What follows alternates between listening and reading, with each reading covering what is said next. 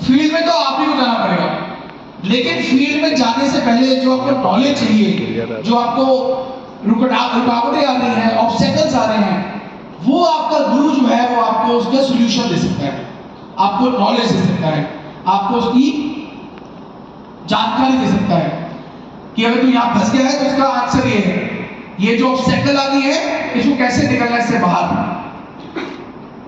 तो नॉलेज का पार्ट जो है वो गुरु का है। अब देखो एक और आदमी है, पता है किसी को? एक दो लोग पता है, ये फोगाट है। ये भी इंडियन रेसलर रह चुका है, लेकिन कभी भी इंटरनेशनल रेसलर खिताब नहीं जीत पाया। नहीं जीत पाया तो इसकी जो 2 बेटियां थी, ये तो आमिर खान ने इसकी पिक्चर की है, आप देखी होगी फोगाट की, लेकिन इसकी जो बेटियां थी ये दोनों जो हैं ये इंटरनेशनल प्लेयर्स हैं। इंडिया के लिए ये गोल्ड मेडल्स जो हैं ये लेके आई हैं बाहर डिफरेंट चैंपियनशिप से। लेकिन इन बच्चों को ट्रेन किससे किया? उनके फादर ने, गुरु ने। लेकिन कुश्ती खेली किससे जाके? उन बच्चों ने, लड़कियों ने, उसकी बेटियों ने। इस उम्र में तो कुश्ती खेल नहीं सकता था, वो ट्रेन कर सकता था किसी को, कैसे आपने रेसलिंग करनी है। एक और एग्जांपल लेते हैं, ये कौन है? किसी ने पता कौन है? सचिन तेंदुलकर जी गुरु।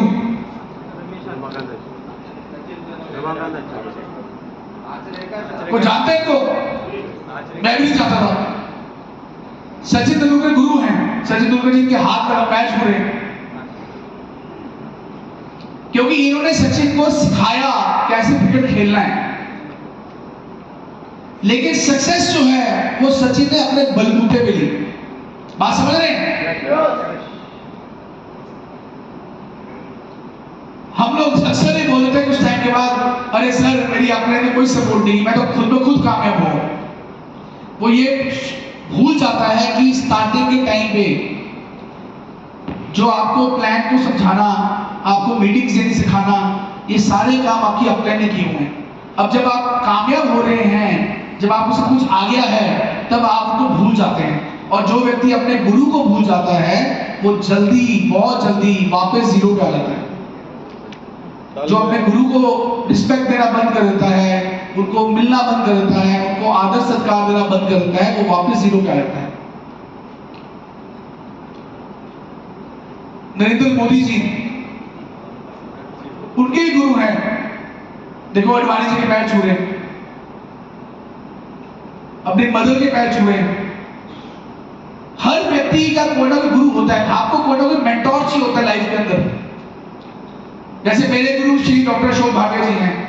मैंने जब भी लाइफ में कुछ चीजें मैं कहीं पे अड़ गया तो उसका सोल्यूशन जब मुझे नहीं मिलता था तो मैं उनसे पूछता था, अभी पूछता हूं जब मुझे कोई सोल्यूशन नहीं मिलता है। तो आपको अपना एक गुरु जो है वो चूज करना पड़ेगा जिससे आप सीखते हैं, आपको नॉलेज गेन होती है, आपको उनसे हेल्प मिलती है, सपोर्ट मिलती है। तो ये नॉलेज आपको उनसे गेन करनी पड़ेगी और फील्ड आपको खुद करनी पड़ेगी, फील्ड में खुद जाना पड़ेगा और जीवन भर आप उस गुरु को जो है इज्जत दें, उसकी रिस्पेक्ट करें, क्योंकि वो व्यक्ति आपको सिस्टम में लेके आया है।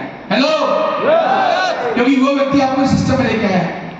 और ये आप करेंगे तब आपकी डाउनलाइन आपके लिए करेंगे, क्योंकि यही कल्चर आप उनको बताएंगे कि देखो ये मेरी ग्रेट अपलाइन है, अपलाइन मिलती है तो उसको जबरदस्त गले मिलिए, उनके पैर छुएं, उनको अच्छी तरह रिस्पेक्ट से बिठाएं। अगर वहां पे सीट नहीं है तो आप खड़े हो जाएं और उनको बिठाएं कि सर आप प्लीज बैठिए। अगर खाना खाना है तो ये नहीं पहले भागे पेट में खाना खाना शुरू किया, आप पहले उनसे पूछे कि सर आप खाना लेंगे प्लीज, मैं आपके लिए लेके कुछ। रिस्पेक्ट, ये हमारे संस्कार है, हमारे हिंदुस्तान के लोगों के संस्कार हैं। तो जब गुरु होता है उसको आपने इज्जत देनी है। आज हम अपलाइन और डाउनलाइन के बारे में बात करते हैं कि अपलाइन क्या होता है, डाउनलाइन क्या होता है।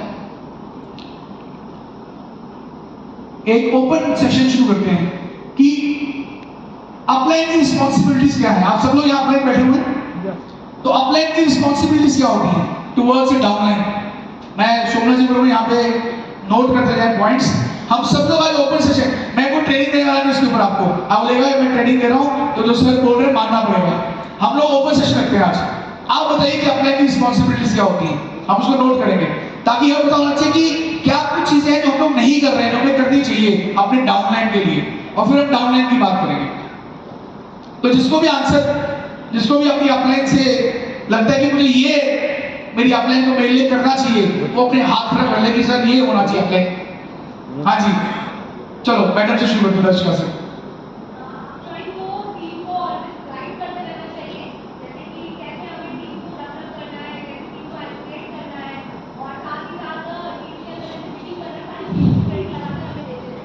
तो अपलाइन जो है वो आपको लगातार गाइडेंस दे बिजनेस के प्रति। अपलाइन को लगातार गाइड करना चाहिए अपनी टीम को, जो भी नए अपडेट्स आ रहे हैं, जो भी नई चीजें बिजनेस में हो रही हैं, वो गाइडेंस जो है वो अपलाइन से लगातार मिलती रहनी चाहिए। ओके, और हाँ जी बताइए।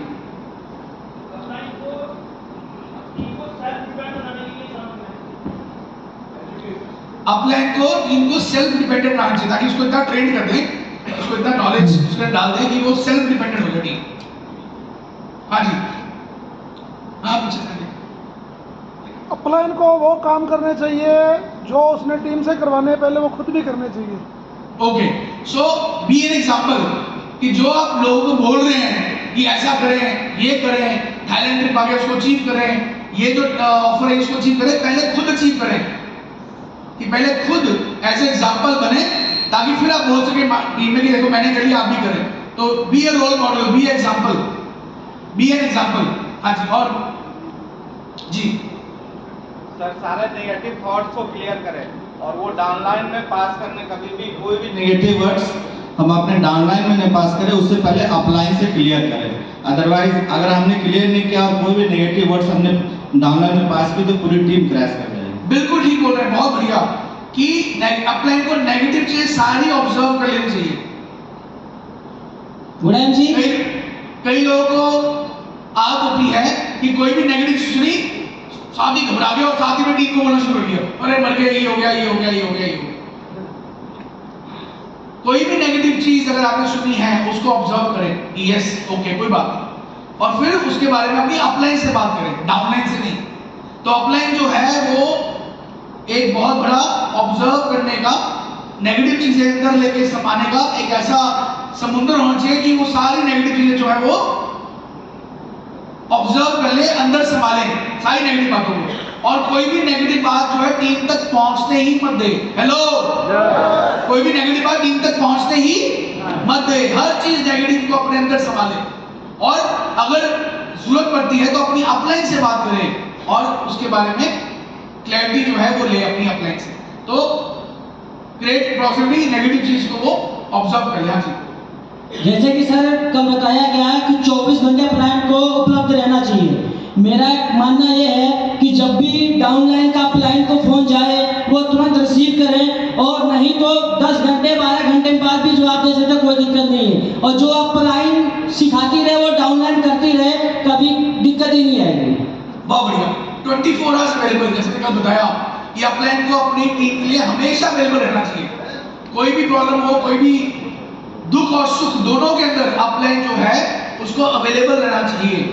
अगर आपको घर में कोई प्रॉब्लम आ गई है, आप बीमार हो गए हो, तो अपलाइन मतलब ये नहीं कि आप तो बैठे हो घर पे, बंदा बीमार है, मरने को है और आप घर बैठे हो तो मिलने भी नहीं गए, तो उसके दुख के अंदर उसको मिलने जाए, पूछे कोई सपोर्ट चाहिए, मैं देखो भाई हॉस्पिटल तो नहीं ले दो, घर में तेरे कोई घर में है नहीं और कोई फैमिली छोटी सी है, वाइफ के लिए, तो मैं तेरे को मिलने आऊँ।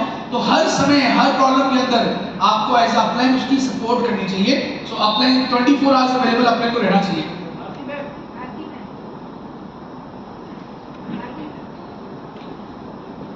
सर डिसिप्लिन फॉलो करें ताकि वही कल्चर नीचे जाए। यस, आप जो कंपनी का सिस्टम है, डिसिप्लिन है कंपनी का, उसको फॉलो करें। डिसिप्लिन मतलब कि अगर कोई मीटिंग है तो टाइम पे पहुंचे, अगर ड्रेस कोड है उसको फॉलो करें। तो इस तरह जो कंपनी के बेसिक्स पॉइंट्स हैं अपलाइन को हमेशा फॉलो करनी चाहिए और डिसिप्लिन लेना चाहिए अपने बिजनेस के अंदर। अपलाइन को अपनी एक्टिव डाउनलाइन के 100% कांटेक्ट में रहना चाहिए। जैसे कि हर महीने जिस भी बंदे का टारगेट लेना है जो एक्टिव डाउनलाइन है, किसी का सीपी का टारगेट लेना है, चेयरमैन का, एम्बेसडर का, मैं चाहता हूँ कि हर महीने उनके साथ एक मीटिंग जरूर हो, ताकि उनकी महीने की पूरी प्लानिंग सेट हो जाए, ताकि बंदा आराम से अचीवमेंट में उसको कोई प्रॉब्लम ना आए। गोल सेटिंग, यस, अपलाइन को अपनी टीम की गोल सेटिंग करानी चाहिए। अब देख लो जिसकी टीम से जो खड़ा हो रहा है और जब वो क्वेश्चन बोल रहा है ना, समझो उसी की वो है, दर्द है उसका जो बोल रहा है। ये इंटरेक्शन मैंने सेशन ही रखा था कि आपको समझ में आ रही है आदमी मेरी टीम क्या है, ये बोल रहा है कि गोल सेटिंग में दिक्कत है, इसका मतलब इसकी गोल सेटिंग नहीं हो रही है। तो गोल सेटिंग अपलाइन को, जैसे मैंने आपको बताया था फॉर्मूला, कि आपकी जो 9 एक्टिव जनरेशन के लीडर्स हैं उनसे आप बात करें और उनकी गोल सेटिंग करें, उनको बताएं कि इस बिजनेस में कैसे आप नए लेवल्स को अचीव कर सकते हैं और अगले 2 साल की आपकी गोल्स क्या हैं, कैसे कैसे क्या क्या करके आप आने वाले टाइम में सीपी बन सकते हैं। वो गोल सेटिंग होना बहुत जरूरी है और लगातार उससे टच रहें। मान लो आपने टारगेट फिक्स कर लिया कि इस अगले 2 महीने में आप गोल्ड जाने वाले हैं, मान लो आप टारगेट फिक्स करिए उसका। अब हमने टारगेट फिक्स कर लिया कि ठीक है जी, जून जुलाई में आप मेहनत करेंगे और जुलाई में गोल्ड जाएंगे, लेकिन क्या उसको फॉलो कर रहे हैं? उससे पूछ रहे हैं कि भाई तू काम कर रहे हैं गोल्ड जाने के लिए? कितने देर से बिजनेस वॉल्यूम आ रहे हैं? कितने लोग तू नए ज्वाइन करा रहे हैं 1000 बीवी के साथ? कितने पुराने यूजर्स से जो 1000 बीवी करा रहा है? ये सारी बातें उससे करोगे आप। कितनी होम मीटिंग्स कर रहा है तू जाके मार्केट के अंदर? तू क्या कर रहा है ऐसा तेरा गोल्ड हो जाए? रेगुलर फॉलो अप उस आदमी को, ताकि उसका गोल्ड ब्रेक हो जाए। और जब तक होता नहीं है उससे बातचीत करते रहे व्हाट्सएप पे, क्या बन रहा है, क्या चल रहा है, आज की एक्टिविटी क्या है जी। अपलाइन को गोल को जो टाइम फ्रेम में सेट करके छोटे छोटे स्टेप से बताना चाहिए कि इतने समय में इस गोल को अचीव करना है, इतने समय इस गोल को अचीव करना है, और एक खुद रोल मॉडल बन के अपना गोल सेट करके दिखाना चाहिए कि ये चीज़ को ऐसे फॉलो करो। हाँ जी, बहुत बढ़िया। Goal setting, again goal setting. और किसके पास पॉइंट्स हैं? आखिरी करते हैं इतनी जल्दी से। हाँ जी, अपलाइन को ईगो ना हो। यस, वेरी गुड पॉइंट कि अपलाइन की तालीम अच्छी, बहुत सी बात है, इससे बड़ा पॉइंट है अपलाइन की कोई ईगो ना हो। आपके अपलाइन कौन है? बताइए नाम बताइए। अपलाइन को ईगो मत हो। बहुत सारी अपलाइन जो है उनके अंदर ईगो आ जाती है। मैं नाम लेना नहीं भाई, मेरे को बात करने कैसे? नाम नहीं लेना सर, ये जनरली और बोला था मैंने। जनरली बोला था। यार सूरत में ट्रेडिंग हुआ था इसमें। Very my upline is a great upline. Very good, excellent. आप ट्रेड पूरे लगता है मतलब ईगो नहीं होना चाहिए अपलाइन के अंदर। जिस अपलाइन में ईगो आ गई वो अपलाइन खत्म। वो कहते हैं जितना आप राइज करेंगे लाइफ के अंदर उतना ज्यादा आपको नम्रता आपके अंदर आनी चाहिए, उल्टा होना चाहिए।